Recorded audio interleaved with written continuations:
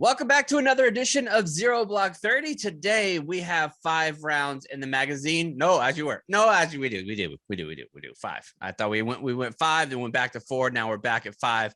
Florida man made the fucking list, Kate. It made the list. Round number 1, Will Smith needs to stand 6 and center after his inappropriate action at the Oscars. Might end up with him being busted down, but at the very least, he's going to have a little bit of fire watch. Round number 2, we have some lessons in leadership. Do not ask your people to do what you aren't willing to do with yourself, and that includes going on an all-air diet. Round number 3, ASVAB waiver required. A woman went viral for her outdoorsy vibe. Should she be allowed to join the military? We'll discuss that. Round number 4, I texted Connor on Saturday night after I read an article about the NCO Corps failing miserably in Russia. It's time to take a look at just how invaluable the NCOs really are when it comes to war. And finally, round number 5, a Florida man tried to steal a bulletproof vest worn by a SEAL Team 6 member in the Bin Laden raid, but fortunately, he didn't have the stealth capacity to pull that off. And all of that is going to be brought to you by our good friends at Whistle Pig. Whistle Pig has the barrel-aged craft cocktail in a can. It's so much better than a seltzer. It's crisp, it's refreshing, it's bold, it's flavorful, and there's nothing like it out there. It's so refreshing and bold that Whistle Pig has a new take on the seltzer, and it's 8% alcohol by volume. It's made with 100% estate-grown rye from the Whistle Pig family farm. You knew that you could innovate with rye in this type of way. I had no idea. They knew it, and that's why they did it, including their lead, what are they called? Distiller. And she is a lady that does it. So I know Kate likes that. We're big lady vibes here. Make sure that you go to WhistlePig cans.whistlepig.com with the promo code ZBT2022 to receive your 10% off order. And the guy last week that told us that our code was wrong, our web address wrong, reached back out, and we have a case going to him right now. Woo-hoo! Promises made, promises kept. Oh yeah, I had my blackberry lemon fizz again in my wine glass with my ice watching March Madness this weekend. It was a delight. I saw somebody on Kevin's on KFC's social added Whistle Pig and Blue Powerade, and they said it gave it like a Baja Blast type of vibe. Whoa, Baja Blast! Blast! Hell yeah! Blast! All right, let's get going with the actual show today, because last night, I mean, when is the last time, just off the top of your head, that you've even cared about the Oscars in the slightest bit? It's been a long time. I might say ever. No, I used to enjoy them, like the early days of Twitter. Right after the 2010s, the early 2010s, when Twitter was still good. I think they were still pretty good, because also back then, I think there were more movies that were being seen by a lot of people. The whole revolution of the streaming industry hadn't really taken hold, so people were still going to movies. Dude, 2011, 2012, I was going to the movies, to the actual theater, sometimes 2-3 times a week if there were good movies out. And that's just not happening anymore. So I think less people now are seeing these movies that are up for Best Picture and all the other awards. So it's been a while, though, for sure. At least maybe like a decade. I mean, I think the Oscars has always been the worst of all of the award shows. Like, give me the Grammys, give me the Billboard, give me the VMAs, all of those before, because they have better music artists that come in. It's more entertaining than just going up there and watch somebody. Who cares about set design? Oh yeah, with those also there's performances, and that's, I think, what makes it the more enjoyable show. And that's the Twitter moments, because the Oscar didn't have Twitter moments before. Like, they didn't have that shit. So last night, if you've been living under a rock, I just want to say, I stopped caring after Joan Rivers died. I was just there for the outfits and roasting the outfits. That's all I cared about. That's fair. Carry on. Okay, so last night, whenever the Oscars was going on, you had Chris Rock and the typical comedians, and I think it's very commonplace for them to roast each other. Like Ricky Gervais, for example, is constantly just an asshole to every single celebrity whenever he's hosting one of these things. Last night, I think it was probably a perfect storm of Will Smith just being sick of being the butt of jokes for so long, after all the different information came out about how Jada was in like an entanglement. And in 2016, Chris Rock made fun of the Smiths a lot. And I think that there was probably just some bad blood. Like for us, for example, like I think there's a drastic difference when somebody that is your buddy or somebody that you're friends with makes fun of you. Like, that's why our 100%. Relationship with Connor works, because at the core, we're friends with him. if we didn't actually Sometimes it's tough to tell. well, it's gonna get tougher. Like if there was times that we didn't actually like him, we would just come off as an asshole, and Connor would be rightful and to slap me across the face the next time he saw me. That's kind of what happened with Chris Rock. But there was some takes that were flying, and I think it was because there was a little bit of violence surrounding it. I have to admit, when I first saw it, I was not concerned at all for Chris Rock. No, Chris Rock makes a joke about Jada's hair loss. Mhm. Everything seems fine. There was a quick moment where you see Will Smith and Jada kind of laughing. It looks like, well, Jada's not, but Will's kind of laughing. And the next thing you know, he walks on stage and it's a perfect slap right across Chris Rock's face. But like, I still am wondering if everybody's thinking it's real, it's fake, it's real, it's fake. I'm wondering if just between the two of them, they know. No, absolutely. This is absolutely there. I don't care how good of an actor Will Smith is. If he acted that, keep my wife's name out of your fucking mouth. If he acted that, they should give him another Oscar. There has never been a person in the history of the world who has acted as good as that would take, because he had that little shake in his voice. And I've had it, like when somebody messes with your wife and you get this, it's almost like a righteous indignation. And it's not like a protective, and it would be anybody, like somebody that you care about that much. If they get fucked with and your voice shakes where it's almost like, if I scream, I'm going to fucking weep and cry. Like I'm so angry right now. That's how Will Smith's face was. There is zero shot that was faking it. None whatsoever. I don't think so either. You're right. Because he had that, I think probably what it is adrenaline pumping through his brain. And it was crazy to see him laugh at first. And then we've been there where you're laughing at something and you look at your significant other and you're like, wait, I shouldn't be laughing at this. And then a switch just kind of flipped, which was kind of crazy. But for him to go, I mean, anybody walking on stage when they're not supposed to at an award show, I think takes a certain level of gravitas to just think, I don't care about anything that's going on right now. I'm going to interrupt this show. It's like that time I gave an impromptu speech at the Marine Corps Ball with Dave. Yes, exactly. People just thought you were going up there to shake someone's hand. But I mean, for him to go up and then slap him physically like that was the last thing. If you gave everybody $1 billion to guess what he was going to do, nobody would have landed on he's going to smack him.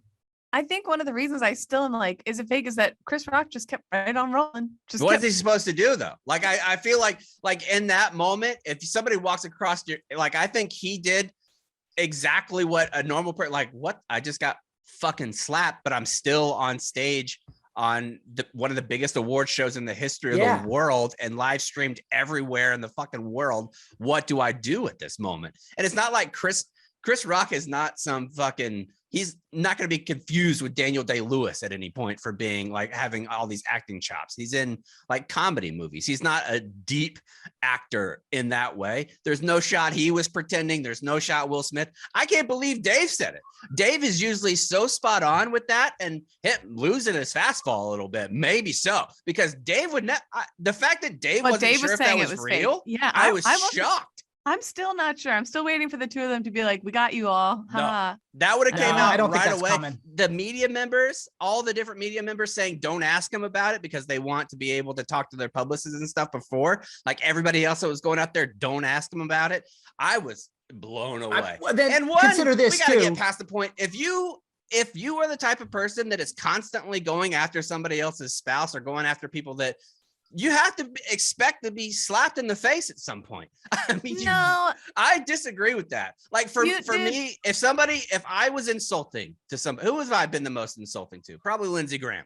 If Lindsey Graham got sick of me and slapped me because I've called him a bitch so many times and was constantly egging at him, and then it came out that I was doing it something that was deeply personal. Like for you, Kate, if, like, let's say you're going through postpartum depression or anything that you've been actually really concerned about in your own personal life, that is like, or if somebody made fun of me for my kid, like to my face, that's what Jada's going through with alopecia. Like, and you know that is a huge deal for women, losing your hair, like not feeling beautiful, especially somebody that's made so much money partly because of how she looks as well as her skill as acting. I was going to say part of her job is her appearance. So then he looks over. this has been a source of contention. This is speaking as somebody who's been married for 12 years. Jada and Will, without a doubt, 1000% have had so many conversations of why don't you stick up for me? I want you to voice like these types of things. When somebody makes fun of me, why don't you say anything? Why were you just quiet? It was another one of those opportunities. He looked over, saw to Jada's face and was like, not this time. I'm fucking opening my mouth and slapping Chris Rock across his bitch ass face. I also have to wonder if Chris Rock and Will Smith like have some other underlying drama. Like if Chris Rock knew he was getting a jab in. Has to. Yeah. Because it happened in 2016. He made fun of him a lot too. Yeah. Yeah. I don't think that all of that matriculates simply just from that one joke. There's got to be some underlying things going on between those two. Comedians need to quit acting like there's not going to be any repercussions for what they say. Like they're all like, oh, we get canceled for saying stuff. No, it's a repercussion. You talk about the wrong person's spouse, and you're going to get slapped in the mouth. Like that's life. Like when people, I've seen Dragonfly Jones actually said it. He said it best when he's like, people are acting like, oh, so now when people have big disagreements and you make fun of somebody, you might catch a smack to the face. This is the type of world that we're living in. That's the type of world we've always lived in. Right. Right. And not for nothing. I mean, Chris Rock, for as long as he's been in the game, this is the first time I think he's been that's pretty good, dude. Joke. 20 years to get slapped in the mouth is pretty good. Yeah. So it was just one thing initially when I watched it, before I watched it in slow-mo, it looked like Chris Rock took the slap a little bit, like he moved his face. I remember when I did the Dark Knight Rises, they had to teach us how to like fake fight and to sell it. And you have to know what's coming and you can move your face and body and head ahead of time. And a little bit, that's what it seemed like. And same thing, and Nick can check me here, same thing in wrestling a little bit. You might catch a little bit of the physical contact, but you're already moving your head. So you don't really absorb as much of that slap. Initially, it looked like it could have been that. And I think we're all just so conditioned, not just us, but I think the world in general. But I also don't understand like why people would say you have Will Smith, who's like, well, he's like 6'5", right? Like Will Smith's a big dude. No, he's not 6'5". He's maybe 6'1", 6'2". Really?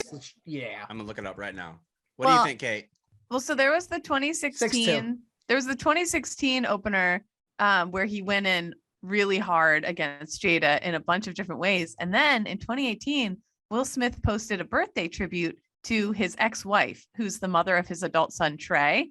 And Rock left a comment on the post saying, wow, you have a very understanding wife.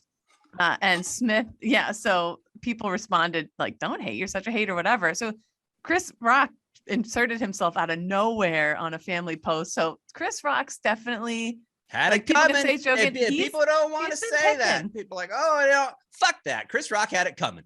You make fun of somebody's spouse, you better, and that spouse has a direct line to you. If you don't want that, you better not fucking say it. Also, I love. Go ahead. The Academy tweeted that it does not condone violence in any form. This is the best thing that's happened for the Academy in the last 20 years. This is the greatest thing that could have possibly happened for them. So they're the big winners. Honestly, it was great for me. I had a fantastic time. This is what we needed in the world. Like I tweeted last night. I thought it would have been incredible if Val Kilmer would have came out and DDT Tom Cruise out of nowhere. That was pretty funny. That was really funny. I need more celebrity violence, like not like serious violence, not like gun violence. Celebrity death like match. Let's bring that back on MTV. Well, I mean, Chris Rock doesn't even have a canker sore in his mouth from what Will Smith did. There's nothing. Like he just got, the only thing that happened is his pride. But Will Smith is such a great, he has such a great like folder of everything that he's been in that he will always be Will Smith. He's now won an Oscar for the lead actor and got an Oscar for that. He's been in other big time movies. Chris Rock does not have that same level of fame. Chris Rock I disagree. Be the guy who got slapped by Will Smith. No shot, dude. No way. You realize how big Chris I think Rock they're pretty is in equally the famous world? in their own way. way. Not equally. I think so. Will Smith is dude. Will Smith has a bigger. No. I disagree. I think you're underestimating Chris Rock. Blockbusters, yes. Will Smith is far and away, and obviously he had his music career. But Chris Rock is insane. I'm about to tweet it out very right high now. level of fame. So when you're listening to this episode, I'm tweeting it out right now. It is 12:26 right now. I'm going to put out a poll.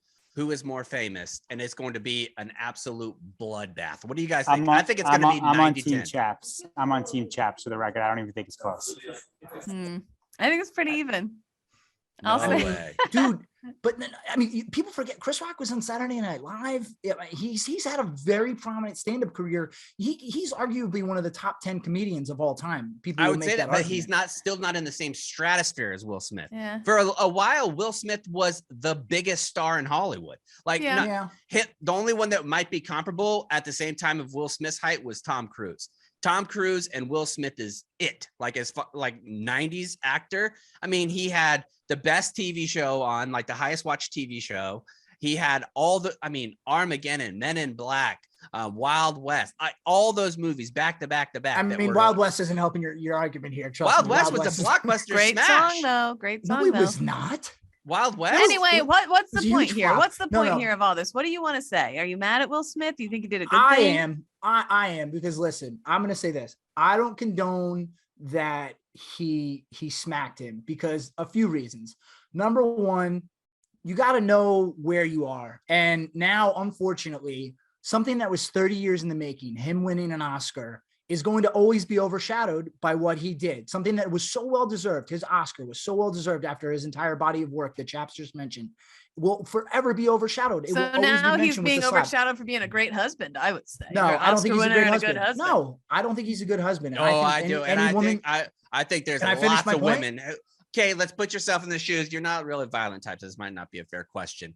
Something like that happens. You're extremely embarrassed on a national stage. And next thing you know, your husband of 10, 15 years, however long they've been married, slaps the shit out of somebody and then walks calmly back to his seat. And the next 10 minutes later, he gets an Oscar. 23-year-old Kate is giving that dude an absolute Glock. I disagree. I think he could have done No, something. the question's not for you, Cons. You're not Okay, go sucking ahead. anybody's dick, I Kate. would say only I'll decide if that's the case. It's but your I would- husband. I'm sure it's fine. You're a Well, hypothetical then we're husband. just doing it. And then at that point, we're probably just doing half True. of a hand job, and then True. putting the news on and saying, True. tomorrow maybe.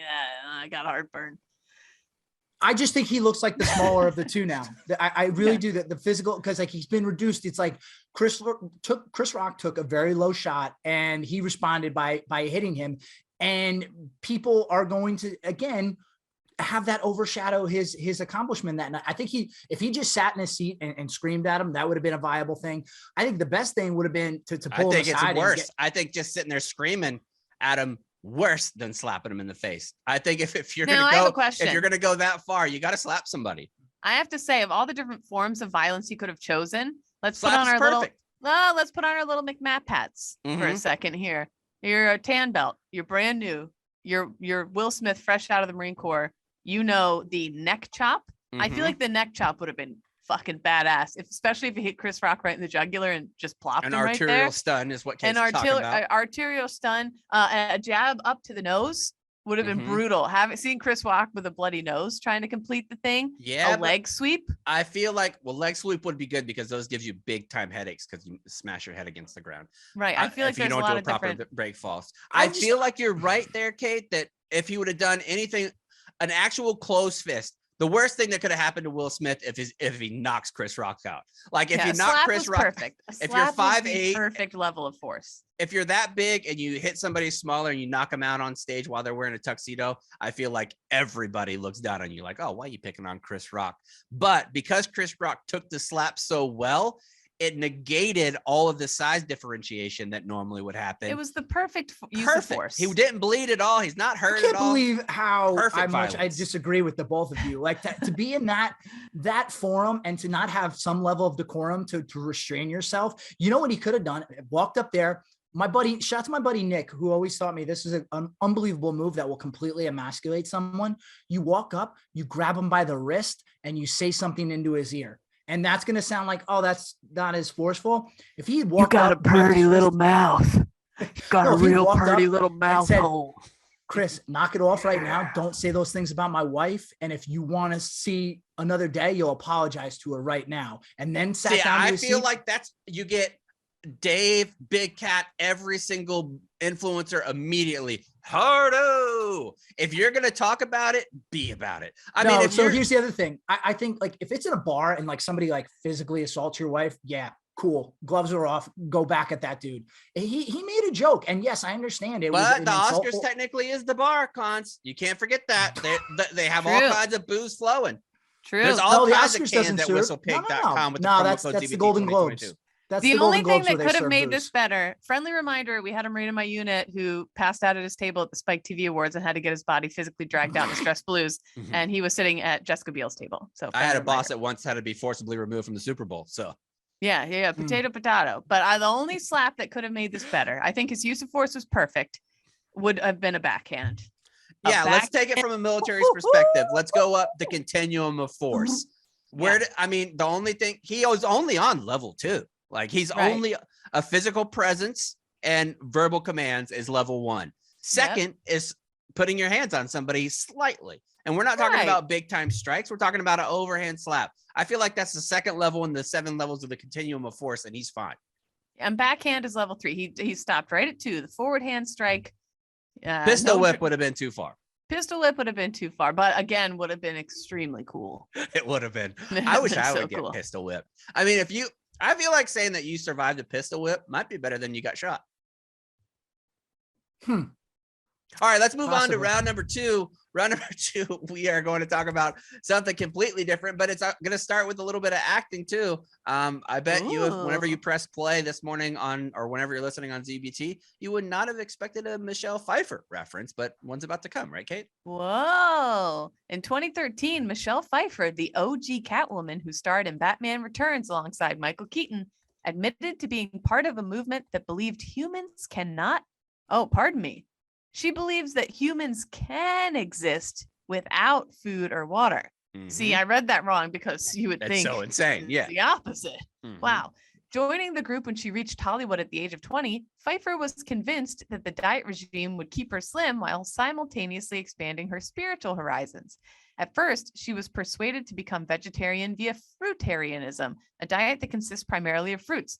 Besides my beets, that's me. I'm all fruits all the time. I think Yeah, the I only love reason I eat beets is because I'm like, you need to mix a veggie in now and then. Anyways, You know who's not a slowly- fruit guy? Ew. Liver King. Oh, yeah, Liver no, King he's all doesn't out eat on this. fruit, Too much of sugar. course. Too much Probably sugar. too much natural sugar. Slowly, the actress was conditioned to replace food and water with the sun and passive inhalation of cosmic microdust from the air. Mhm. Yes, you read that right. So this is like how a whale eats krill, is how I imagine Michelle Pfeiffer walking through the earth. And she eating, like, actually makes the same noises.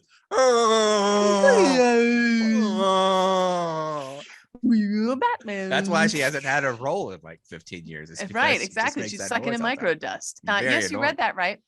Visiting the group 3 times a week, Pfeiffer realized that the members gradually emptied her bank account with their constant demands for fees. At the time, the actress was helping her future husband, actor Peter Horton, with a film about the Moonies, members of a religious movement widely known as the Unification Church. I was helping him do research on this cult, and I realized I was in one, Pfeiffer said. Horton then helped the actress cut Wait a ties minute. with... What Wait the a minute, heck? I've been eating air beads for 3 days straight. What the hell?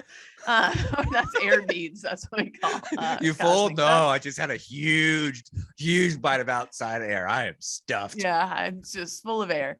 Horton then helped the actress cut ties with the group, who claimed that she wouldn't be able to survive without them. Enter breatharianism, an American movement founded by Wiley Brooks in the early 80s, preaching a sun and dust diet that has now become a core trend in pro-anorexia communities. These pro-ana communities, I've fallen down some rabbit holes online. It is, I mean, it's devastatingly sad, but it's wild. These women teach each other how to be the most extreme version of anorexic and men that you can possibly be, Awful. giving each other tips and tricks. And the worse you are, the more you're praised in this group. It's insane. That's Claiming crazy.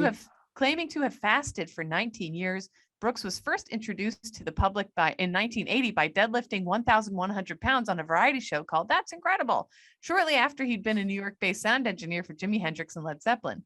Though the claims were unverified, Brooks appeared on Tom Snyder's The Tomorrow Show a year later to preach that absolutely anyone can live without nutrients, except for those from air and sunlight. All I you need is wish. air and sunlight. Breatharianism is a philosophy that believes the human body, when it's in perfect harmony with itself and nature, basically all you need is the air that you breathe, Brooks told Snyder. There's only one thing that keeps the human body alive, and that's breathing. The food that we take in is the same as any other thing we take into the body. As it becomes habit, In other words, eating is an acquired habit, just like alcohol or cigarettes.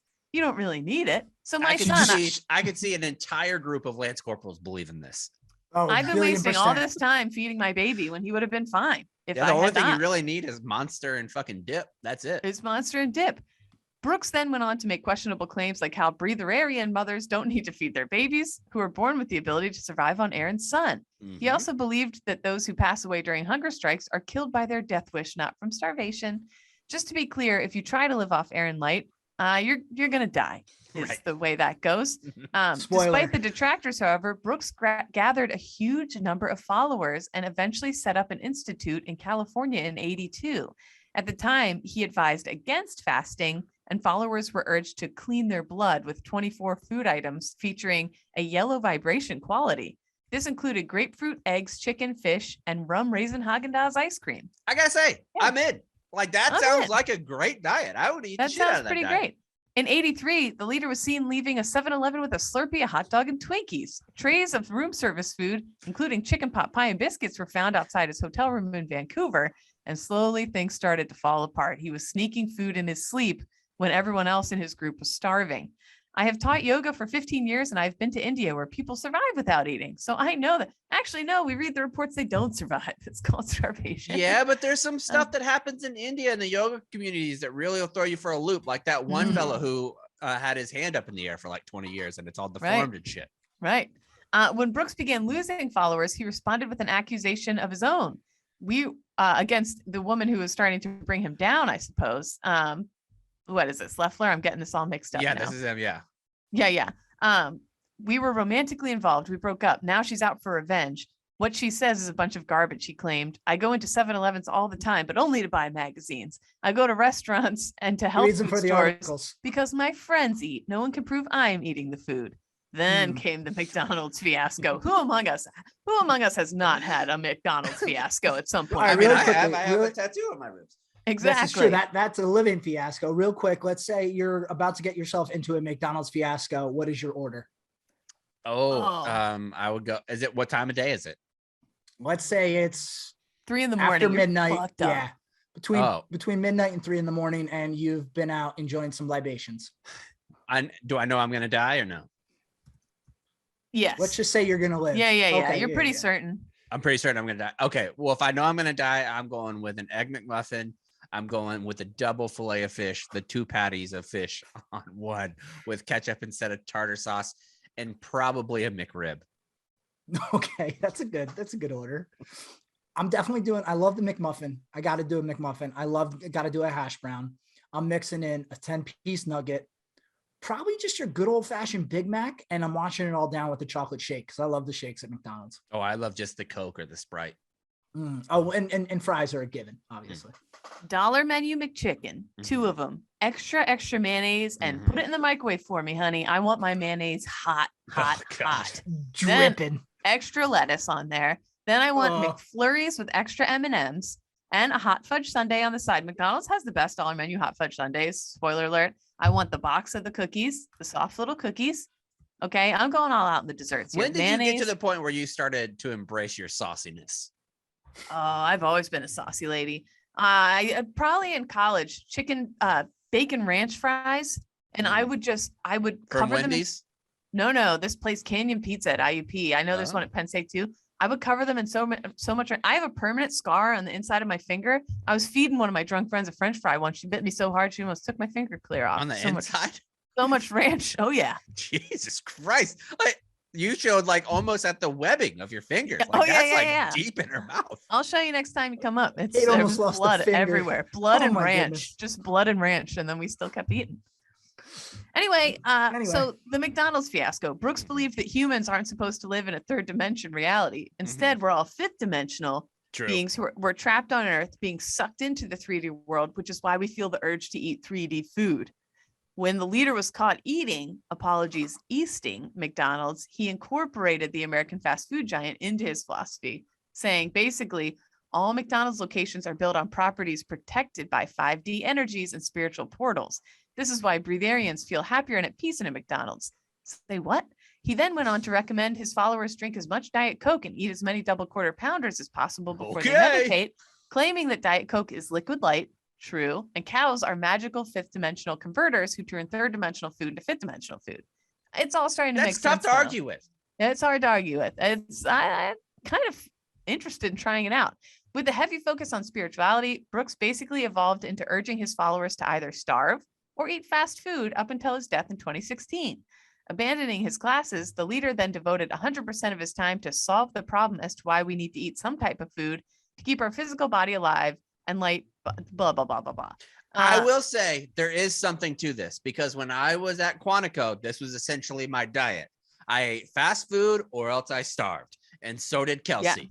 And both of us are totally fine. So I feel like it worked. And I was probably in my peak physical condition at that point too, when I was only eating like Baconators and Taco Bell and McDonald's, only fast food. I couldn't afford anything else.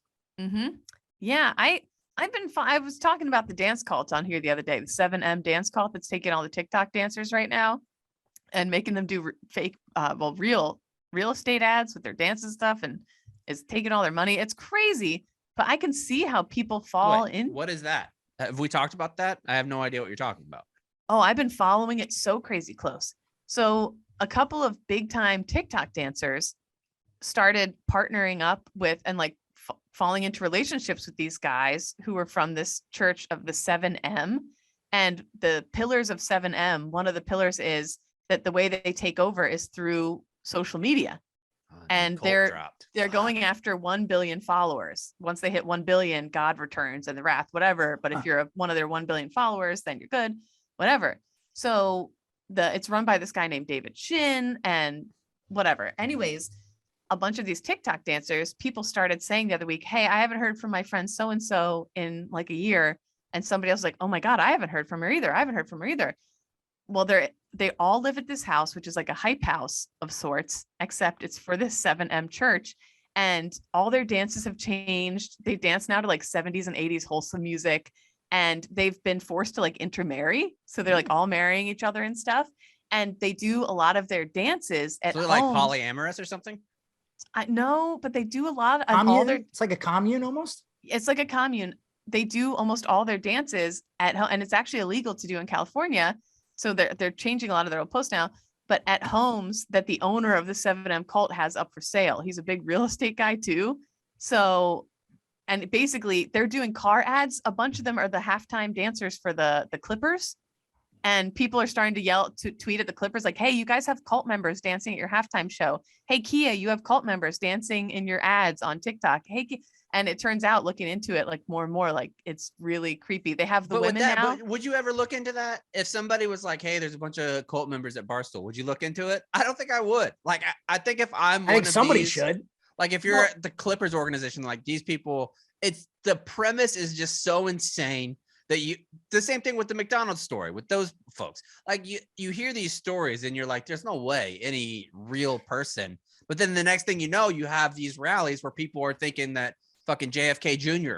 is coming back. Yeah. I will say it doesn't sound like these TikTokers are hurting anyone. If people were part of a group or a cult that had some nefarious actions ahead of them, you might want to get on that. Like, I don't know. Did you guys ever know the story of back in the 80s that Apple hired skinheads for their 1984 ad? And obviously some people knew it, some people didn't, but there was some backlash. So you probably don't want Nazis, but if these TikTokers aren't hurting anybody, I don't think so what they do, I feel that's a fair statement, Cons. You probably don't want Nazis. No, so Apple didn't want them. Yeah. Well, these dancers are being controlled by the head guy they're making money and he's taking their money. And then they're doing this TikTok thing, which is widely popular. So they're bringing in more young people. And these TikTokers' parents are making videos saying, where's my daughter? Where's my son? We don't have contact with them anymore. Kate? Huh? There's a slight part of me that's scared that you're going to fall into this group. I for sure would love to join it. If a cult that would get me healthy or something for a little bit, I'd dabble. Just for beach season, maybe. All of these people, the TikTok group that you're talking about reminds me of the new season of Righteous Gemstones with the God Squad. Yeah. Like that whole group just out there dancing and getting along. Don't join a cult, folks. That's basically what don't do it to say. Yeah. So I would say that if this woman was trying to be a leader, you can't do it this way. You can't have your folks. Your group is just going to be so weak if everybody's only relying on solar dust and fucking air. You're not going to get enough out of that. Does part of you think, sorry, I know you want to move on. Just real quick question. like obviously these people are wacky and they have some screws loose, but does part of you think like the fact that they're able to believe this crazy stuff and seemingly be happy and unaffected by the outside world, I guess there's a small part that that's nice for them, I guess, maybe a little. No. No, what is nice though, if you use our friends at Manscaped, the global leaders in below the waist hygiene are turning men's shower dreams into their favorite routine with the new ultra premium collection, and the all-in-one hygiene skin and hair bundle is designed to upgrade the everyday man's shower routine from head to toe. The cologne infused body wash with aloe vera and sea salt to help keep your skin feeling all soft and clean and moisturized all day long. You got the 2-in-1 shampoo and conditioner that cleanses and nourishes in one step, and you can apply this to those stinky fucking pits too. They got some aluminum free deodorant. Deodorant dries clear and is also cologne infused, which is good. They actually sent me some of this stuff. It does smell good, and I've had problems for years with finding a deodorant that I really like, because I feel like my deodorant will have like a learning capability where my body will get to know the deodorant and it's like, oh no, we're going to reject this foreign body and we're not going to allow it to work anymore. This stuff has been working good for a while, so you should try it and get the Manscaped lip balm too. It's a free gift when you purchase the Ultimate Premium Collection. Get 20% off plus free shipping with the code 0 at manscaped.com. That's 20% off plus free shipping with the code 0 at manscaped.com. It's time to get wet and clean with your new Manscaped shower routine. All right, let's move on to round number 3. What do we got there, Kate? Round number 3. And first of all, back to round number 2 real quick. Lest we forget, the military is a cult, really. I don't think so. We got our own wacky way of living. We do key parties over the officers' housing. Take a very, very literal interpretation of cults, I guess. Maybe crossover. We all dress the same. Maybe we should start looking inward. We're drinking grog. Yeah. Oh, great. Now Kate's going to start sticking up for the Russians. We got wacky tattoos. We've reached that point in the show where Kate's like, oh, the military stinks. We got to go. The Russians are the fucking best. Oh, I'm saying it's a great cult. I'm saying it's one I enjoyed. Let's move on to round number 3. Round number 3. Okay, so this one, chaps, how did you stumble upon this? Well, I saw it. Well, I have to admit, Kate. Go on. The other day, I was doing a little 3-cheat goofing. And I knew you were.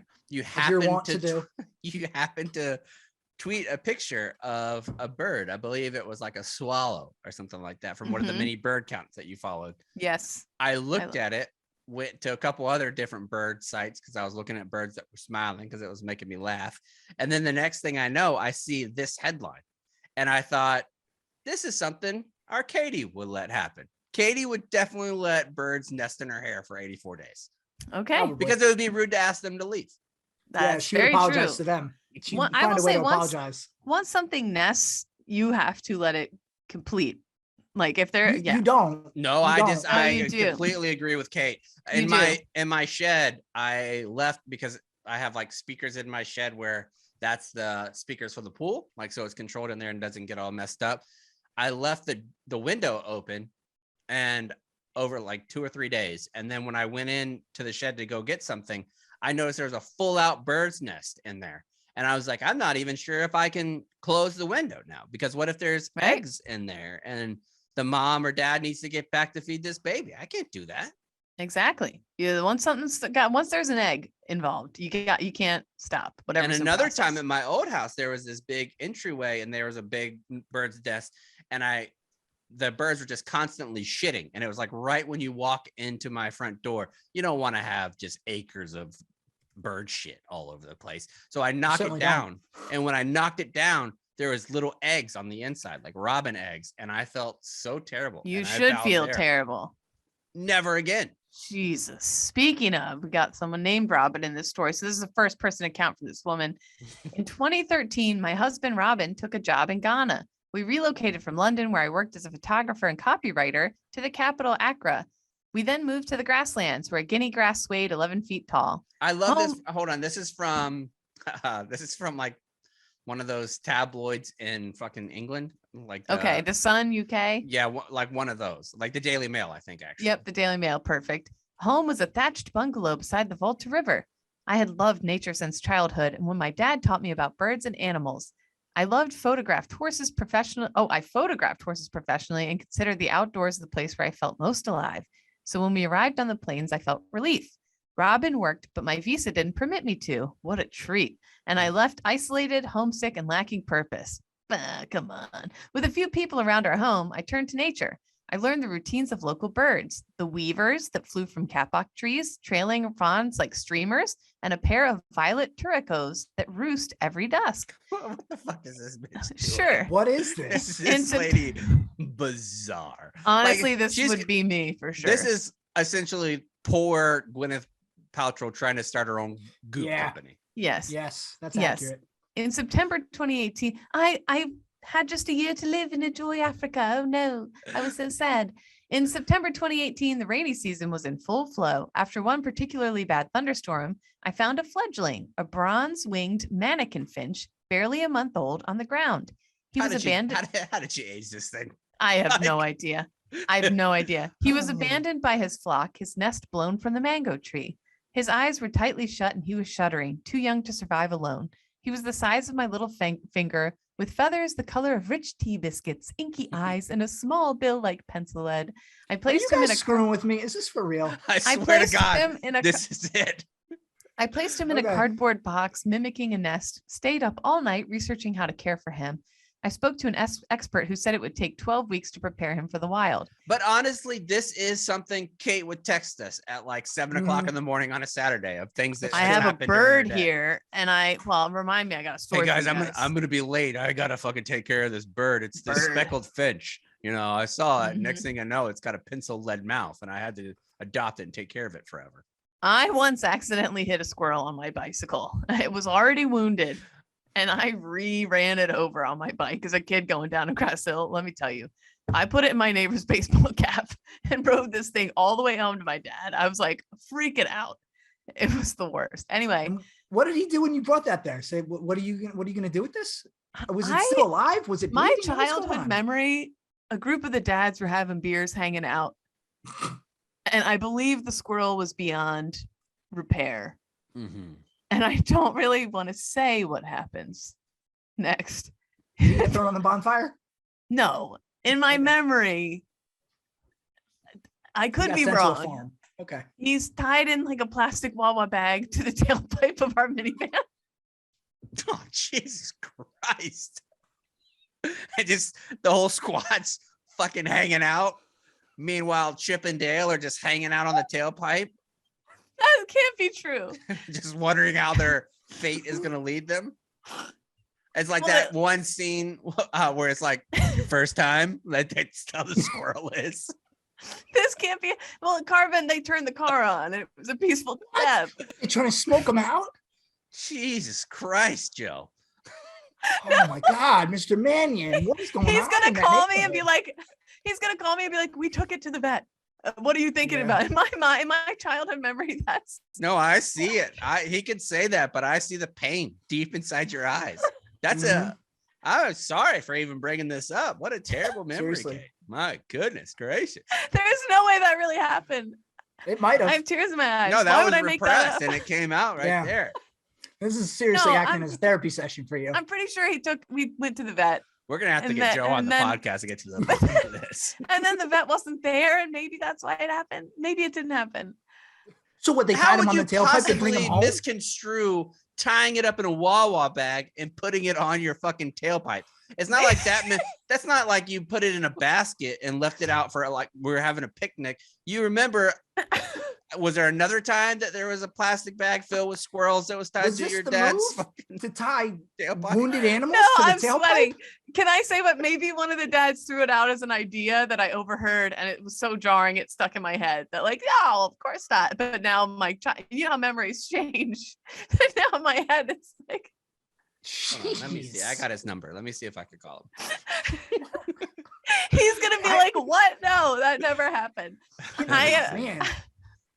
I have to know what else was happening with wild animals in your neighborhood. There's I'm way. I'm afraid to hear now. Chaps, I think, is calling. We're gonna get to the bottom of this one way or another. Yeah, one way or another. We're gonna find it out now, or we'll find it out another time. I think it. Oh yeah, I think I got it. Hold on. This is fantastic. He's gonna be like, no, that never happened. Yeah, I That's- don't know. Oh, But right, what a found it. crazy Here we thing. go. There we go. But why the crazy thing to have in my mind? I'm so afraid. He's gonna be Let's like- see if she answers. he might have indoor golf league today. Could, yeah. Oh, Damn. Oh, brutal. shameful, brutal. He's That's like, it. thank God. Yeah, next week. We'll try to do it next week. Anyway, back to this woman and her birds. Tune in next week to find out if Kate's dad tied a squirrel to a Welcome back to minivan. Dead Squirrel Radio with Kate's dad as a co-host. I mean, whatever. Anyways, the next day, the little bird woke up with his mouth open and a shrill hunger call. I fed him termites and instinctively chirped at him. He chirped back and clambered into my hand, digging his beak, head, and fell asleep in my palm. Sure, honey. As far as he was Sure, Jan. concerned, I was his mother. For the next 84 days, the fledgling lived on me. We became inseparable. He would fly alongside me, cling to me room to room, walk with me in the grasslands, came with me when I drove. He'd rest in my hand. As he learned to fly, he'd make short flights from my hand to my shoulder, to my head, and then down to my waist-length hair to rest again. He investigated my clothes, belt, and shoelaces. I ate and went to the toilet one-handed as he took daily naps in my cupped palm. Just taking a growler with this fish in my hand. Sing me a song. Daddy's got to make it move. At dusk, I would stroke and chirp to him You until sure his do got a eyes pretty drooped mouth, you little whippoorwill. and his head lolled to one side. Then I'd lower him into his tea towel and leave him till dawn. His Each day he- tea towel. Each day he made little nests in my hair on the groove of my collarbone, which filled me with awe. He'd tuck himself under a curtain of hair and gather individual strands with his beak, sculpting them into a row of woven locks resembling a small nest. That's and then essentially settle enough. inside. We've gotten the gist of the story. But honest to God, that article from the Daily Mail, and she wrote it in first person narrative, beautiful. It's beautiful, right? Like the imagery that he absols down to my waistline and is hanging out. Come on, that's beautiful. Hemingway could have Fantastic done that. prose. Yeah. Last year, when we returned to Oxfordshire, I joined local conservation efforts and wrote a story into a book, Fledgling, that along with the lesson from the tiny animal can make a difference, will be his legacy. Ooh, I It's don't this woman- believe it's a it. beautiful story. Did this woman grow up, move to New York City, live in Carnegie Hall, and save a 10-year-old from two thieves on Christmas Eve one year? Could. I honest to Probably. God believe that this would be a perfect single Kate, 55 years old with no kids. That's your life. 1,000%. I can, yes, absolutely. I can absolutely see me put all my time and energy into a bird. For sure. If you retired early and you decided that you want to move, if you called, we didn't hear from you for 10 years and you were like, hey, Chas, we haven't talked in 10 years. Like, what are you getting into, Kate? Well, after things went down with Barstool and I left, I actually moved into a yurt in Kansas and it's wonderful out here. Yeah, I got 4 peacocks living in the yurt with me, and we make candles together. Candle peacocks. Love that. No squirrels, though. That's Not such a single bizarre. I need to know. It's really gonna bother me. Did my dad kill a squirrel in a bag attached to our He must minivan? be doing golf because he hasn't called back. Hopefully he calls back by the end of the It's show. very upsetting. But he might not have my number saved. So if it's coming from a random Ooh. Florida number, he's probably like, I don't know. Send a True. follow-up text. Hey, urgent, Joe, this is Chaps. Good. Please call guys. back. Yeah. Yeah. All right. Let's move on to round number 4. While I text Kate's dad, we'll start talking about Ukraine. Yeah. What do we I'm got? sure I probably overheard someone joke about doing that, and in my mind, my childhood mind, that became what happened. I don't know. This is going to bother me all day. Round number 4, much more serious tone. Since its invasion of Ukraine began, the Russian military. Wait, before you start really going, we just have to let the listener know, even though we're going to talk about something serious, I'm texting Kate's dad. If he calls, we're going to have to interrupt no matter what round we're in, no matter That's where we're true. at to deal with Squirrelgate. That's true. That's true. Round number 4. Since its invasion of Ukraine began, the Russian military has been largely stalled around the country, facing no shortage of challenges, from lack of fuel, food, and morale to fierce resistance by Ukrainian forces. The invasion, it seems, wasn't properly planned and resourced, one senior defense official told reporters earlier this month, and the lack of planning has delivered one blow after another to the Russian narrative that it's an indestructible military force. There are plenty of reasons to explain how the Russian military has fared so poorly in Ukraine, but one of the biggest could be its lack of enlisted leadership. And what Russia lacks in rank and file leaders, the US military has in spades due to its NCOs. Hey, sergeants are the backbone of the Corps, am I right? Now, Mhm. did you ever, okay, I want to ask you because Cons, this doesn't really apply to you. That line, NCOs and sergeants specifically are the backbone of the Marine Corps, has been a statement that you hear from boot camp. Like whenever you get to the fleet, trust your NCOs, trust your NCOs. And in fact, it's almost never. I mean, thinking back now, I don't know if I've ever thought about it. You never hear that about your officers. Like positive thought about your officers. Did you ever hear that, Kate? Even from the officers, it was trust your NCOs, listen to your Yeah, in the Army NCOs. too. NCOs are the backbone of the Army. That's what you always hear. So like you have Yeah. this, and I joined a little bit later. I was 22, 23 and had done some college and things like that. So when I heard that, I always used to think from the beginning stages, this is just them fucking like pumping us up for whatever reason they're doing it. I'm not sure if they actually believe it. Now with this information coming out and having more experience and more time under my belt, it is unequivocally true that the NCOs are the difference makers. The NCOs and staff NCOs are the difference makers in combat. Period. How I picture it is ultimately the lowest of the low enlisted are the ones who are the boots on the ground doing whatever great plans from those up above. You Mhm. can do nothing without them. And the direct strings, the puppet masters, are the corporals and the NCOs. Mhm. Everybody can tell those corporals and NCOs what to do with the strings, what to whatever, but they're the ones who actually can make them move better than anybody else. They know them better than anybody else. They know. Yeah. I just feel like, yeah. Because I texted Huh. Cons to see if he agreed from an officer's perspective. And I said, I want to see if you agree with this. And I'll pose it just the same now. Do you believe that you can have the best officer in the world? Like you can essentially have Chesty Puller come and lead your platoon. If you have shitty NCOs, that platoon will do poorly, or that company will do poorly if there's no good NCOs, even with Chesty at the helm. Conversely, you could have a bad officer that's paired with good NCOs, and the mission is going to be okay once you actually kick it off, provided that the mission makes sense, like that the officer has given you. Cons, do you agree with that? 1000%. A company, a troop, a platoon can overcome a bad leader, can overcome a bad officer if you have those strong NCOs. If you don't have NCOs, you're going to be so screwed. You cannot operate without strong NCOs for a lot of the reasons that you guys already mentioned. The officer's job, strategizing, planning, giving orders. And don't get me wrong, it's still important to have it's very helpful to have a good leader leading from the front and setting that good example. But all of the other things, did the soldiers eat? Are the soldiers properly clothed? Do the soldiers have shelter? Do they know what their mission is? That is all the responsibility of the NCOs. And you got to think about it too, just from a numbers standpoint. Let's take a platoon as an example. There's one officer. There's how many NCOs? There's at least 4 squad leaders within there. You have team leaders. You have all these other levels to ensure that the soldiers are taken care of, and Marines, whatever branch that we're talking about here. And I mean, I think a great example that I think would resonate with a lot of our listeners who might not have been in the military.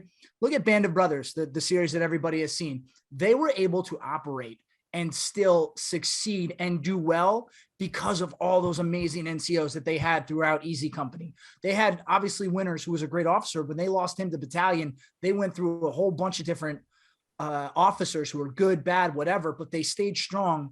And even, I think it was episode 9, when Spears takes over the company, he said, there's always been one man that they've been able to look to, and that was First Sergeant Lipton, one of the NCOs, the top NCO. And he was the person who kept that company all together. So it goes without saying that if you don't have NCOs, you're going to fail. And it's just not a matter of if, it's a matter of when. And from a non-military perspective and non-Band of Brothers, Urban Meyer, I think, is probably the best example ever Bingo. of that, like in sports, because he is an awful leader, an awful person, X's and O's coaching wise, not great at it, but he is very good at recruiting, and he's good at hiring people that were good at it, like Ryan Day and Tom Herman and those types of coordinators who are actually going to do things. And then having unbelievably talented players like players that know the game, players that are extremely high quality athletes that can go out there and perform well. That's essentially what you have. Like it doesn't matter. Urban Meyer can't go to the NFL and coach because he can't fucking coach. You can rely on good players and 5 stars at Ohio State. You can't do that in the military. You know, it's another good example, keeping with the football analogy. Look at Nick Saban's coaching tree and how successful so many of his position coaches have been. But what were they first? They were position coaches. And that's part of the reason Alabama has been as successful as they have been, because they've always had unbelievable position coaches. And I mean, a lot of that is attributed to Saban's leadership, but that's part of the reason Saban might be Alabama's the antithesis of that example too. Like where you have somebody who's just so good at what they do and putting in a program and putting everything together. He might be the chesty that can overcome a bunch of shitty, because he has like Bill O'Brien and all those guys. Yeah. The other thing I'll say, like from my own experience, going into combat the first time, I didn't have any experience, but you know who did have experience? My 16-year, sergeant first class, my first, platoon sergeant, blanking there. He had experience that I could lean on that I couldn't learn in a book. I couldn't learn in training. So I had the experts. All these guys who was like, all right, cool. Like, I know that like what we're supposed to do, but like, how does it really happen? And you can ask them real world experience that you can't get from a book or from training. And you have the Mike Tyson adage of everybody has a plan until you get punched in the mouth. It's the same thing in combat. Everybody has a plan until there's a mortar that drops on your position. And everybody has an alopecia joke till you get slapped in the face. Exactly right. All right, Kate, continue with the NCO trip down on this article. Yeah, so the Russian military does not operate that way. They don't organize their military the way we do, a senior U.S. defense official told reporters this week. They do not have an equivalent to an NCO, for instance, and their junior officers don't have the same wherewithal, flexibility. You've all covered our wars for the last 20 years. You know that we put a lot into an E4 and an E5 and an E6 to make decisions literally in the moment on the battlefield. They don't have that kind of tradition. They don't have that structure. The Russian military relies heavily on conscripts, men between the ages of 18 to 27 who are drafted into service. And let me just say, when I first read that they don't have that, I'm not some military tactician. I've never claimed to be. I don't know a whole lot. Like if you were like, oh, what formation should I would have no idea whatsoever. I do know, reading that paragraph, that's the wrong way to do it. Like it's not going to work. You're going to have this result that they're having right now. Yeah, according to the Institute for the Study of War, the annual conscription pool of men in Russia is around 1.2 million people, though only about half actually even show up. Those conscripts receive roughly 2 months of basic training and then 3 to 6 months of advanced training, the Institute for the Study said. They typically serve just a year. The conscription model has no real career path for troops, the article says, so NCOs either leave the service or become commissioned officers. And that line there was back in the day, I don't know if you remember this, Kate, I think this was after your time, but the Marine Corps, because they needed so many people right after 2003 and 2004, when both of the wars were going on, they needed to get more people in uniform. So they started doing 2-year contracts of active duty with 6 years reserve time. Did you see those types of contracts? I didn't, because I got tricked immediately into a 5-year. Yeah. So you have like these types of contracts that were a thing at the time. But so yes, many people at that. like MOS schools and places like that were like, this is pointless. Like for somebody like me, a dog handler, for example, you go to boot camp, then MCT, and then you go to MP school, and then you go to dog training school. By the time you're done with all those, you've been in for a year.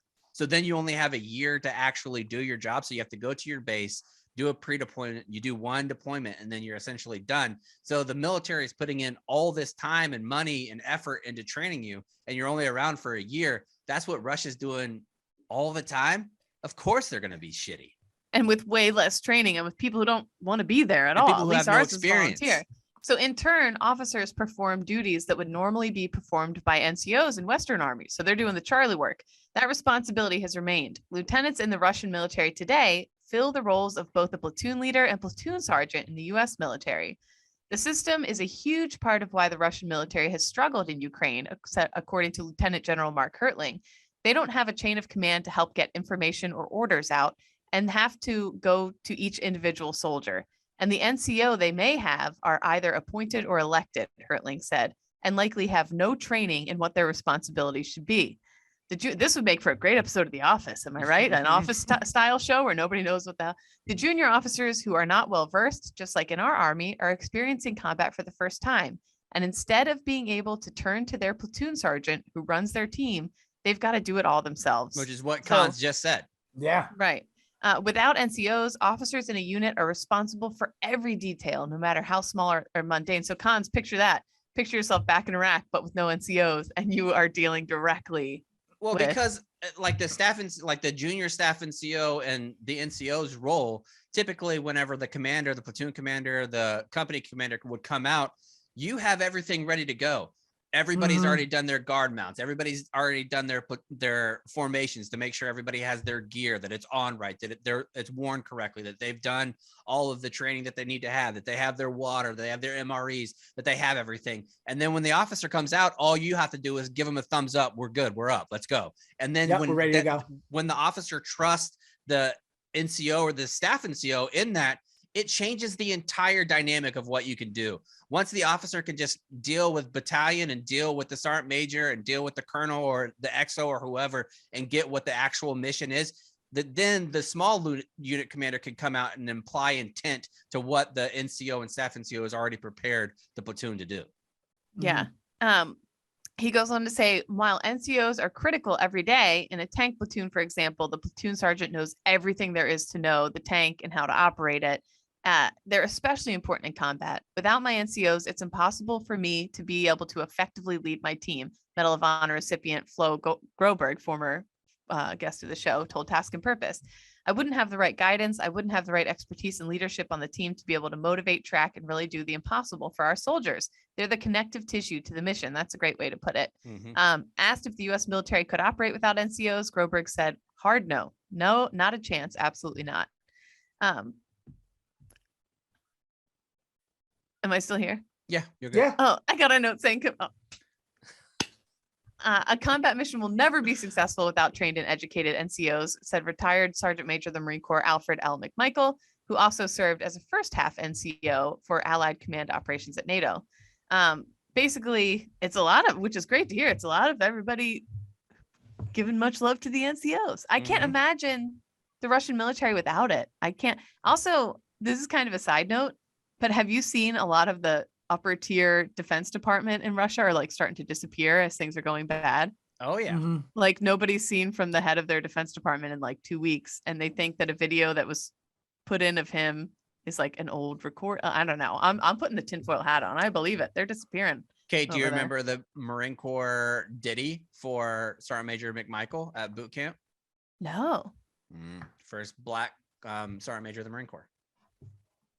Oh, this is what we had to yell outside the chow hall. Mm-hmm. Yeah. Way City, house to house. Yeah, that was one of those. Okay. Yeah.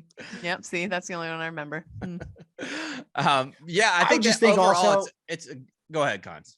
I was just gonna say it would be such a stressful existence if you didn't have NCOs that were squared away and taking care of everything. It would just make you absolutely nuts, and then in turn not allow you to do your job effectively.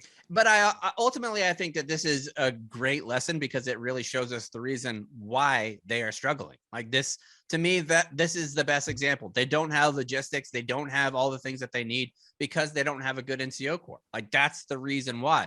Bombs, bullets, and band-aids are the responsibility of enlisted leaders here. Like that's just what you're supposed to do. Like how many fucking rounds did you expend? How many do you need? Is your magazines good? Are you up and down on water? Where are we at? Up and down all the way. That's NCO business.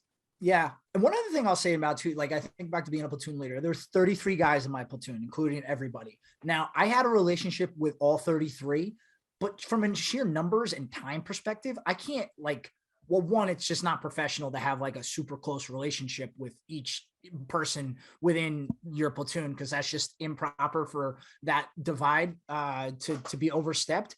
But when it comes to like morale and like really seeing somebody for what's going on with them, you need those NCOs to keep that eye on them, to make sure that their head is squared on straight, and to make sure that they're not dealing with anything else that might affect how they are able to complete the mission. So, and I think what you're saying there is incredibly important, because the morale aspect only comes through trust, and that trust is gained on the NCO ranks through experience and through fairness and how you deal with people, whether in good situations and in bad. that's another reason why the Russians are failing. I came across this thread from a dude named Sergey Somleny, and he works in he's an Eastern Europe expert on foreign policy and is a director of one of the offshoots of a NATO program that he has as well. And this is an incredible thread. I'll just go through it. He said, in many tap phone calls between Russian soldiers and their relatives, they all tell the same story: how rich Ukraine is, how much they have looted, and how cool people are who live there. Some people saw asphalt and streets for the first time, or streetlights for the first time in their lives. Many Western experts, politicians love to repeat the story of, quote, rich Russia and poor Ukraine. The fact is, that except for the extra rich in Moscow and in Petersburg, Russia is an underdeveloped country, and the average Ukrainian province lives much better than the average Russian province.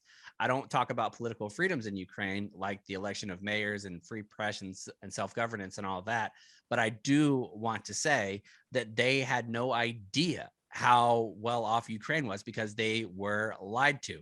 And he goes into some specifics. For example, people in Russia are constantly told how much better they are than Russia and how much better their Russian citizens are. Well, the average person in Russia makes $190 in 2021, while the minimum wage in Ukraine was $245. The average wage in Russia was $688, while the average in Ukraine is $640. But that last part needs to be contextualized because so many people in Russia are billionaires. Like the billionaires are the ones that make that go up. Yeah, they skew those numbers. Everything they've been told, like they're not coming across a bunch of Nazis. They're not coming upon a bunch of people who are Russian speakers who want to go back to Russia like they've been told. Trust and confidence in having truthful information is so incredibly important.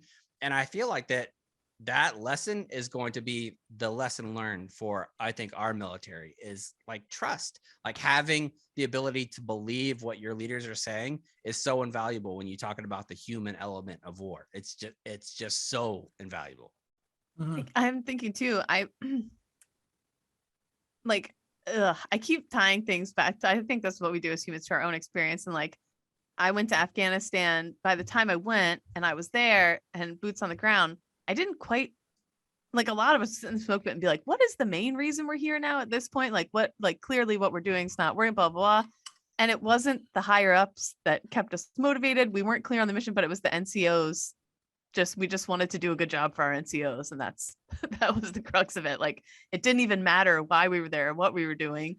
Like Russia, these guys might be getting there now and being like, what are we doing? But they don't have the NCOs to be like, whatever, we're sticking as a team and doing this together. You know what I mean? Like, that's kind of a fucked up, weird freezing. My brain's a pretzel. No, I think that it's, if that makes any sense. I think having that same, like, it's very clear that everybody that went to Afghanistan or Iraq, and like at the end of it, you're like, what the fuck are we doing here? Like, what are we accomplishing? Like, my friends are getting injured and dying for no reason. We're seeing civilians hurt and injured and dying for no reason. Like, we don't want to be a part of that.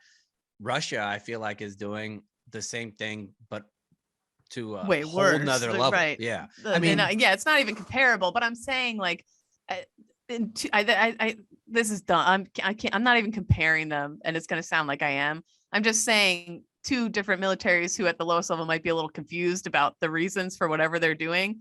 The difference was we had amazing leadership. I think that I don't want to. I think what you're saying, Kate, I understand what you're saying. I don't know. I just would have done anything for my NCOs. And I think what you're saying is Russia is devoid of camaraderie that was very abundant in your unit. Not please. Oh God, I'm not comparing. Well, you can't have it if everybody gets in and out in under a year. There's no way you have any type of like squad cohesion or anything like that. I mean, because when somebody's new in your platoon, they feel new for a while. But after a while, you begin to trust them. And I think, Kate, what you're doing is exactly human nature. It's impossible to compartmentalize and to compare something without being able to have something to make a direct comparison to. I mean, that's the only way we can understand the plight of other humans, is putting ourselves or attempting to put ourselves in the closest simulation that they are experiencing. Let me make this about me and then explain it to you is my best way of doing things. Well, I think you could do that a lot better than you could jump inside the brain of a Ukrainian, a place that you've never been, a culture that you don't know. Yeah. Like, I think that it is like, it's very human nature to look at that. And that's why those stories that are coming out from Russia are so gut wrenching, because you can, I mean, as somebody who's gone to places that you don't really know why you're there, you don't really know why you're fighting. Looking back at the Russians that are doing that are just being conscripted and probably terrified that they're going to get their equivalent of fucking court-martialed if they show. I mean, I imagine the punishment for being called by Putin and getting an order to show up for Russia and just being like, no thanks. I don't imagine death, I guess. they take that lightly. Yeah. Probably not. Chaps, is funny though. You mentioned something that stirred a memory for me. When you're new and you feel new, first day I got to my platoon, it was the end of the day. I was down in the motor pool. I asked my platoon sergeant, like, oh, okay, like, do you think I can address the platoon just to introduce myself? I'd love to hear from one of those guys, one of my soldiers, what they were thinking. First when impression. this first lieutenant standing in front of them. And I didn't think I was going to give any sort of like, like prior to D-Day type speech. I just really wanted to introduce myself, but they're all probably thinking, who's this new loser? Lugo used to always say no. Wee. my favorite thing about Lugo when Captain Tomasic when we would inevitably get like a new first lieutenant or second lieutenant, like we'd have like a company formation and everybody would go out there and Lugo would be where the first sergeant is and the captain would be like, we got 2 new officers here. This one's from this place. You guys want to address the company? And first sergeant Lugo, which I mean, they're all good, sir. Let's just keep it moving. I fucking Just love rolling it along. Yeah, like, we don't need to hear from those fucking boots. We'll just keep it moving. Mhm. Yeah. The best. All But right, that's let's. such a challenge as a new is. lieutenant because Oh, you want to yeah. like assert your leadership, but also not step on their toes. I don't know. It's a whole Oh, that's a discussion for tough. another That's day. a hard Yeah. job. That's why I went And enlisted. being, could I never. mean, it's tough being any like higher rank, even like staff NCOs like showing up because you want. There's always this adage of whenever you're new, you got to be hard as shit. Like when you go into a new place, like, oh God, we're gonna have uniform inspections. He or she's gonna try to kill us on our run or Mhm. whatever. And it just everybody just knows it's essentially Yeah. a game. What's not a game is taking care of your feet. That's why we go with our friends at Rocky Boots. Rocky Boots are built for the men and women that serve and protect the country. They are designed and built in the U.S. for each individual branch of the military. Most recently, they joined up with the Marine Corps. They have a tropical boot that's Berry compliant. It's so nice and it's going to be lovely on your little toesies. So whether you need new boots for rucking in the desert, working in the yard, or getting outside this summer for a little bit of a hike, Rocky Boots have you covered. All you have to do is go to rockyboots.com, enter the promo code ZBT at checkout for 25% off your next pair of boots. They got boots for you, your significant other, your children. They got everybody from whatever you're doing. If you're a nurse, if you're a construction worker, if you're a first responder, if you're a military member, they have boots or shoes for you. Go to rockyboots.com, enter the promo code ZBT at checkout for 25% off your first purchase. Let's move on to save rounds and alibis. Nicholas, no, we got round 5 as you were. It's going to be quick. I know this is a longer show. It's going to be quick. This is just a classic Florida man tale that I felt needed to be told.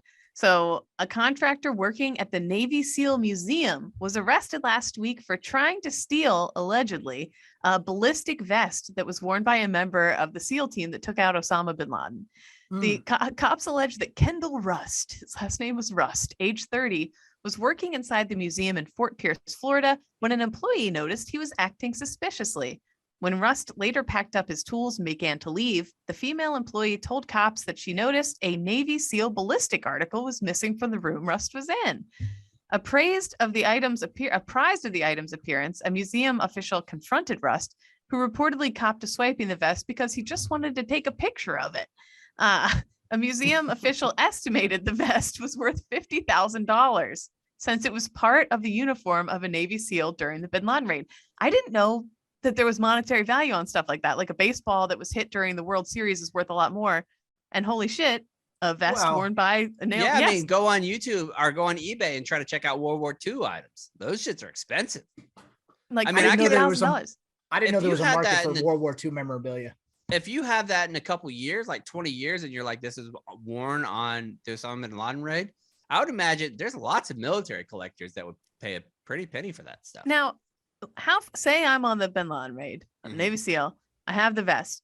Do they make you turn that shit in, right? When you get out of the military, like they even the hardos have to go through, not hardos, but even the depends. I mean- badasses have to go through SIF, right? I mean, it's not like I really doubt SEALs are looking at their inventory for like fucking vests and stuff. They're replaced so Yeah. often But I'm that I saying, doubt that it would be something. They're that they probably really also looked using at. stuff But that's hear not me out. no, but they're probably using stuff that isn't issued Oh, good. They're using good stuff. They're I'm just probably buying saying, how stuff on pissed their would you own. be if you turn your vest into Sif and the next thing you know, it's in a museum and it's worth 50 grand? You know what I mean? Oh yeah. And there I'm just definitely saying. is rules about certain combat stuff that you can't take it. Really? Yeah. For instance, they Like didn't you can't sell your own stuff? and a lot of it will get like if they know that it's been involved in combat operations, like the order from at least in Al Anbar province, everything that I was wearing the day that I got shot had to be put in an incinerator. Everything. What? Like if you had military, like if it got blood on it or anything like that, they were immediately taking it and burning it Wow, I because they didn't know didn't want it that. to be used in propaganda.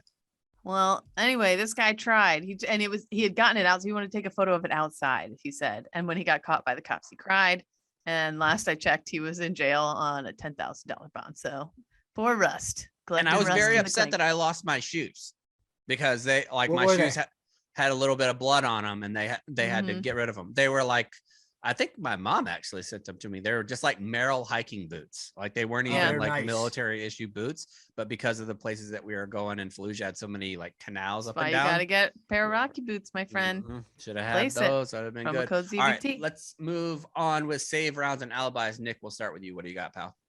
A quick save round for me. So Cons, earlier in the show, you said about how I would know like a sell job because of pro wrestling. Well, I still think pro wrestling is real. So I just wanted to clarify that. So I have no idea what you're talking about. And Thank please you. subscribe to the YouTube. Thank you. All right. Cons. We failed to mention Madeleine Albright passed away, first female Secretary of State. And what's interesting about her is she was the Secretary of State when I was in that part of grammar school, middle school, whatever, when you're really paying attention to that sort of thing going on in the world, like current events. That was, I think, the first age, like 5th, 6th grade, where you start really paying attention to current events. At least it was for me. So I just remember her name being mentioned all the time. So RIP to her. And then also, did you guys see that Donnie and John Kelly on our production team, they were just in Iraq? Yeah, they Yes. actually reached Yep. out to me for some advice. That was Donnie did. bananas. Yeah. And it looks like it looks like they had an amazing time. So I wouldn't doubt can't- it. The people of Iraq Yeah. are fantastic. Like Oh, the things that he unbelievable. was doing there and eating like the non bread or like whatever the equivalent to their Oh. non bread was, like Yeah. unbelievable. And the haircuts, like Donnie's going nutso Mhm. butso on Twitter about the haircut. The best haircut I ever had in my life happened in Mhm. Iraq. Yeah, I think Mhm. people forget that culture in general is a very welcoming, hospitabable culture. And they all get a bad rap because of everything that has because gone we on did in some those war with countries. them for a while. But it's unbelievably Yeah. hospitable culture. So it doesn't surprise me to hear that they had a nice time. Yeah, very That's all cool. I got. Me, I got a war story for you. Ugh. Okay. Send it. Mhm. Yesterday morning, Mm. I get up bright and early with the baby. He's eating human foods now. I say, I'm going to make some pancakes for the squad. Nice. I hadn't made pancakes in a little while. And like, no, I am a bit of a mess, but actually pretty clean when it comes to cleanliness, especially since the baby's been around. Sure. I keep the kitchen clean, I clean it every whatever. I go to open the Bisquick that I haven't opened in a hot minute. And I squint at the bag and I say, what are these little black dots? What the fuck is this? Are these ants? Oh God. I look closer, not ants. It looked like, when I say hundreds upon hundreds in this small bag of roaches, they looked like tiny size of a pinhead roaches, size of a pinhead. I dropped the box. Oh, that's more of worse. I them. thought it was gonna be I thought it was gonna be mouse poop. That's I thought it little was mouse roaches is poop. worse. I thought it was mouse poop. Yeah, mouse poop would have Little been better. tiny come out of the box that I had been touching. They're on my hands. I scream. I'm screaming. I wash and I don't do bugs. I don't do fucking bugs. Put a snake around my like whatever. I don't do fucking bugs. I freak the fuck out. I then put the bag and everything within 15 different bags. I Google it. They're weevils. And then I heard it's very common and we take apart then the entire kitchen. We're checking for them and everything else. I Oh, hadn't yeah. seen them. That's the There were- worst part when as like the husband, when you see a bug, you know your old day shop. Like you're going through everything. Literally every item in our cabinet got opened up. And guess where else they were? Any flour, anything with flour in it So like baby formula. is what, no, thank God. Cause those are Sealed, super like the sealed, snap but seal, yeah. anything that was in a bag, like all my baking supplies, fucked. this is, I Honest to Google God, it. I'm shocked that you have a bunch of baking supplies. Listen I to this. never would have thought. I love, well, I crazy. used to love baking. So I Google it thinking, how did the hell did these weevils get into my apartment? Like what weevils? What, they did take a plane from Iowa or something? Got him. No. Shot at Iowa. Go Like Suck it, all the Trent. spots. What are these things from That's- fucking Iowa? These things Okay. rolling in from the Midwest. Okay. Excuse me. And Midwest fat ass bug. I Google it. It confirms that this bug is a weevil. And it says whenever you buy Bisquick or flour or anything super flour based, that you should put it in your freezer for 2 weeks, because guess what? The flour mills, these weevils, they try and clean them out, but they live in these mills, they lay eggs, and then you get Bisquick or flour or whatever that has weevil eggs in it. And if it sits long enough, they hatch and they start living in your shit, man. It's Well, that's fucking what sick. that's because like the offshoot of What? that is what's happening on TikTok, where so many people are taking those dewormer pills, like just for fun. They're like, oh, let's see if I actually have worms. And like 99% of Americans have worms. I don't want to hear the answer. I Like don't if want to you hear the take this answer. pill, you'll have like little worms crawling out your butthole.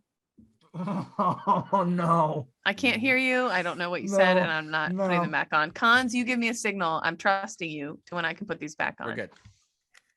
So I And guess the lesson worms will learned come is- out of your butthole. No. No. I guess Yeah. lesson learned, chaps, is just don't buy flour that comes from Iowa, according Yeah, to Kate. no Iowa flour. Fucking Iowa. No Iowa flour. Shots fired at Sorry. Trent. So freeze your sorry, Trent. update the Sorry safety for your brief. shots. Yeah. Unbelievable. Kate hit. Let's just add to the list of things that Kate hates with volunteer firefighters. Our coworker Trent, who's probably one of the nicest humans on the planet. Mhm. Terrible. Iowa. All right. I don't really have anything. We'll be back here. Oh shit! Huge news. We Oh, put out a bunch of yeah. stuff on This should Twitter. have been at the top of the Should have been on show. top. What are we doing? Jesus So if H. you are listening now, hopefully you're still listening. If you're listening now, Barstool has decided to put all the focus on our Barstool Fund, which is now called the Barstool Difference, on the military, National Guard, first responders, firefighters, all those types. You know the types that have like the flags that then whatever color. If you have one of those things dedicated to your job, we want you to get some of this money from the Barstool Fund. And what it is, it's a fund that was established. Dave Portnoy did it in March of 2020, where we had a big fundraising push to have money for folks that were going to be struggling through COVID Small and their small businesses, yeah. businesses. So if you had like to deal with the new regulations, if you had to deal with payroll that you couldn't meet it, if you're just struggling because of COVID and all the different things that happened because of COVID, reach out to us. There is going to be a website. There is a website that's called barstoolfund.com/military. If you go to that spot, it will tell you all you need to know. It's a real quick, easy process. It'll take about 4 weeks for us to review to see if you get that. If you do get the grant, it's not like a lot of other grants where there's a shit ton of strings and deliverables. The only deliverable is that it has to go to a business that is affected by COVID or to your payroll to get back on your feet. We want it to go. So we've done stories about like what's happening on the border at the Texas and Mexican border, where different Guards members have been deployed for like a year, and many of them are at the detriment of their own small businesses. If that's you, apply. Send us a message after you apply so we know to take a look at it too. Go to barstoolfund.com/military and apply today. It's a great thing that we're going to try to do. And we have $3 million that is earmarked for veteran causes and military causes. So we want to use it. We don't want to keep any of it. We want all $3 million gone. But in order to do that, people have to apply. So go apply. It's on the retreat.